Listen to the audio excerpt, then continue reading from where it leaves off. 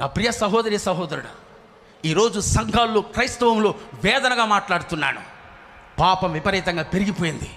పాపపు ఇచ్చ, పాపపు కార్యాలు, పాపపు జీవితం ఈరోజు ప్రజలను ఆకర్షిస్తుంది. ఎంతటి వ్యక్తులు కూడా పాపంలో లోనైపోయారు.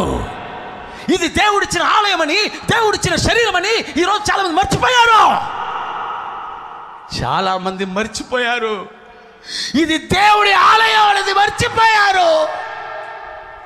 ఇది దేవుడు తన రక్తము చేత ఇచ్చిన దేవుడి ఆలయం అనేది మర్చిపోయారు. దేవుడి కోసం వాడబడవలసిన ఈ శరీరాన్ని పాపానికి వాడుకుంటూ పాపపు జీవితంలో పడిపోయి, అందుకే పేతురు రాస్తున్నాడు, పాపము మానలేని కన్నులు గలవారు ఒకనాటి సుఖభోగము కోసం, 10 నిమిషాల సుఖభోగము కోసం పాపము మానలేని ప్రజలు, ఇలాంటి కొచ్బీలు జిమ్రీలు ఉన్నంత వరకు సంఘంలో ఉద్యోగం రాదయ్యా, దేశంలో ఉద్యోగం రాదయ్యా.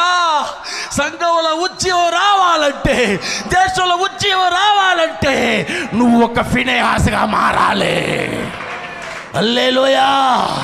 చంపవలసిన కొచ్బీని జిమ్రీని చంపేయి. టాపిక్లోకి వస్తున్నా.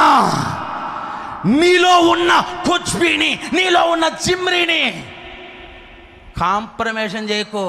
వాళ్ళంతా తప్పు చేయలేదా, వీళ్ళంతా తప్పు చేయలేదా, వాళ్ళు చేసేటప్పుడు నేను ఎందుకు చేయకూడదు, వాళ్ళంతా తిరిగేటప్పుడు నేను ఎందుకు తిరగకూడదు, వాళ్ళంతా ఓయ్, వాళ్ళు వేరు, మనం వేరు. హల్లెలూయా, హల్లెలూయా. వారి వేరు, నేను పరిశుద్ధ జనాంగం, నా జాతి పరిశుద్ధ జాతి, నేను దేవుడి కోసం ఏర్పరచబడిన పరిశుద్ధుడిని. హల్లెలూయా.